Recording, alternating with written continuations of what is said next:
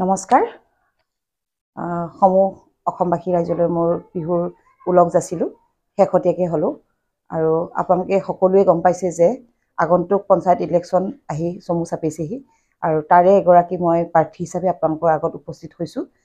মই ডিব্ৰুগড় জিলা সমষ্টি পশ্চিমৰ হয় মই প্ৰাৰ্থিত্ব জিলা পৰিষদ কৰিছোঁ। জিলা পৰিষদ মই নিজে প্ৰাৰ্থিত্ব কৰিছোঁ আৰু আপোনালোকৰ আশীৰ্বাদ বিচাৰিছোঁ ৰাইজ। দেখিছে পঞ্চায়ত ইলেকশ্যনটো মই উঠাৰ দুটামান বিশেষ কাৰণ থকাৰ কাৰণে মই বহুত কম সময়ত মই নমিনেশ্যন দিছোঁ আৰু ছ'চিয়েল মিডিয়াতো মই আপলোড কৰিছোঁ যে মই অকলশৰে নমিনেশ্যন দিবলৈ গৈছিলোঁ, কিয়নো অসমৰ বিভিন্ন সমস্যা আছে, মই চকুত জৰ্জৰিত হৈছে, মই দেখি পাইছোঁ আৰু পঞ্চায়তটো আমাৰ নিজৰ ডিব্ৰুগড় সমষ্টি পঞ্চায়তটো মই দেখিছোঁ এতিয়াও কৃত্ৰিম বানপানীয়ে এজাক বৰষুণ দিলেই গোটেই ৰাস্তা পদূলিবিলাক মানে বানপানীয়ে ভৰি যায়। বিভিন্ন সমস্যা মই চকুৰ আগত দেখি পাইছোঁ। মই যিহেতু এগৰাকী প্ৰাৰ্থী হিচাপে আপোনালোকৰ ওচৰত আহ্বান জনাইছোঁ, যদিহে মই ৰাইজে আপোনালোকে মোক জিকাই বা মোক বহুমূলীয়া ভোটটো দি জয়যুক্ত কৰে, আপোনালোকৰ যদি আশীৰ্বাদ মই পাওঁ তেনেহ'লে মই এই সমস্যাবিলাক সমাধান কৰাত মই নিজৰ কাৰ্যকালত মই কৰিম বুলি আপোনালোকক কথা দিছোঁ। নলা নৰ্দমা চফা কৰাৰ পৰা আদি কৰি সকলো কাম আমি দেখিছোঁ যে অকণমান সন্ধ্যা হ'লে গধূলি হ'লে বা দুপৰীয়াতে আপুনি মহৰ পৰা মানুহ থাকিব নোৱাৰে, সেইখিনি সমস্যাও আমি দেখিছোঁ। আৰু যিসকল অংগনবাদী স্কুল আছে, অংগনবাদী কৰ্মী ল'ৰা ছোৱালীবিলাক যে কণ ল'ৰা ছোৱালী তেওঁলোকৰ স্বাস্থ্যৰ কাৰণে মই কিছু হ'লেও মানে এগৰাকী মাতৃত্বৰ বোধ ভাৱ ৰাখি তেওঁলোকক পৰিচালনা কৰিম বুলি মই আপোনালোকৰ আগত কথা দিছোঁ। আৰু বহুত সমস্যা দেখিছোঁ, নিবনুৱা সমস্যা আছে, যিহেতু নিবনুৱা সমস্যাটো মোৰ চকুত এটা সমস্যা।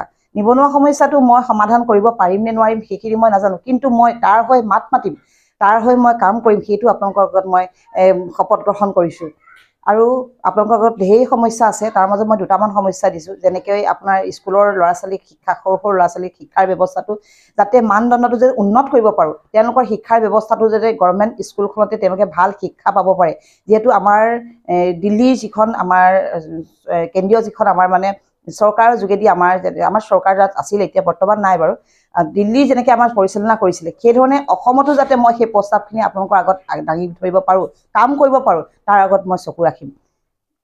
এইখিনিয়ে মোৰ ক'বলগীয়া কথা আৰু আপোনালোকে আশীৰ্বাদ কৰিব। মই এগৰাকী সাধাৰণ মহিলা, মই আপোনালোকৰ ওচৰত একেবাৰে সাধাৰণ মহিলা, যিহেতু এটা ডাঙৰ বিৰাট দল এটাৰ লগত মই যুদ্ধ জয় কৰিবলৈ ওলাইছোঁ।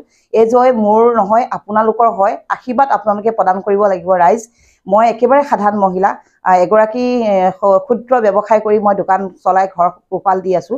যথেষ্ট মই ৰাইজৰ সেৱা কৰিম বুলি আৰু আপোনালোকৰ হৈ কাম কৰি যাম বুলি নিস্বাৰ্থভাৱে মই কৰি যাম বুলি আপোনালোকক কথা দিব পাৰোঁ, যদিহে আপোনালোকে মোক সহায় সহযোগিতা আগবঢ়াই ৰাইজৰ সেৱা কৰিবলৈ কাম কৰিবলৈ আপোনালোকে যদি সুবিধা দিয়ে, বিভিন্ন যিমানবোৰ সমস্যা আছে আপোনালোকে যদি মোক দেখুৱাই দিয়ে, সেই সমস্যাখিনিত মই কাম কৰিবলৈ আপোনালোকক কথা দিছোঁ।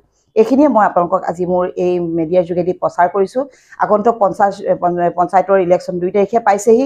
এই ৰাইজে যাতে মোক আপোনালোকৰ বহুমূলীয়া ভোটটো দি জয়যুক্ত কৰে যেন, আৰু আপোনালোকৰ কাৰণে কাম কৰিবলৈ, কণ ল'ৰা ছোৱালীৰ কাৰণে কাম কৰিবলৈ, নলা নৰ্দমা বা আদি কৰি কৃত্ৰিম বানপানী যিমানবোৰ সমস্যা আছে সেই সমস্যাবোৰ সমাধান কৰিবলৈ মোক আপোনালোকে সুবিধাকণ যাতে প্ৰদান কৰে, এই ৰাইজৰ ওচৰত গুহাৰি।